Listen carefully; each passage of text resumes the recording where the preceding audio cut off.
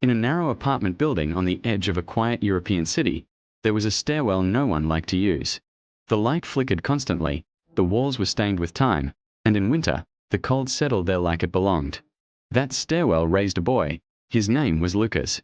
Every morning before school, Lucas sat on those concrete steps, tying his worn shoes slowly so they would last another week.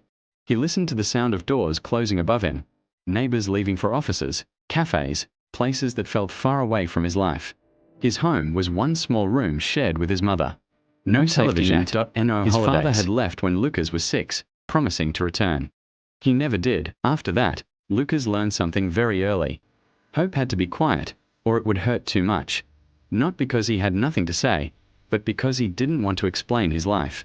When teachers asked students what their parents did, Lucas kept his answers short. My mother works.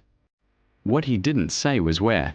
At night, while other children slept, his mother cleaned offices. She returned home exhausted, her hands smelling of chemicals, her back bent with fatigue. Lucas pretended to be asleep so she wouldn't see the guilt in his eyes. He wanted to help, but he didn't know how. When the apartment became his refuge, Lucas carried library books there and sat under the flickering bulb.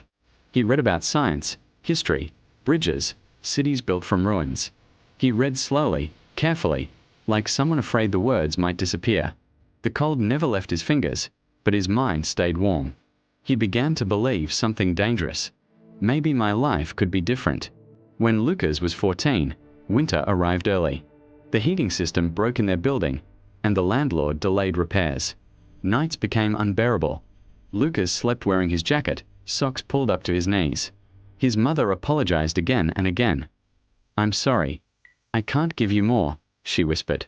That winter, he made a promise to himself. I will not let this be the end of our story. At 16, Lucas started delivering newspapers before dawn. The streets were silent, the air sharp enough to burn his lungs.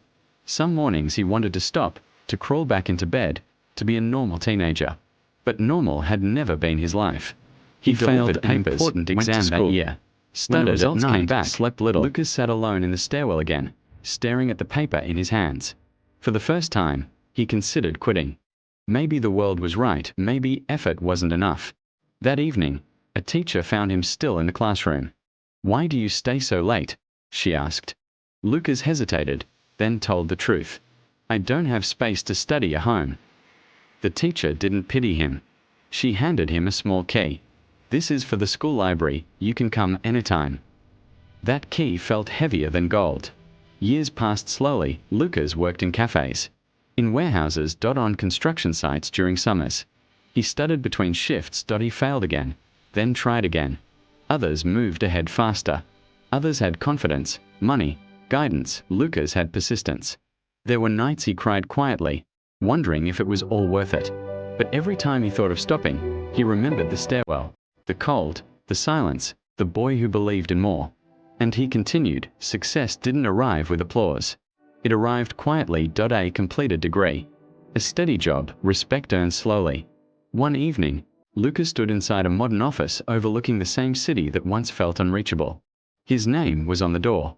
Not famous, not rich, but stable, proud, free. He called his mother. We are okay now, he said. She cried. That winter, Lucas returned to his old building.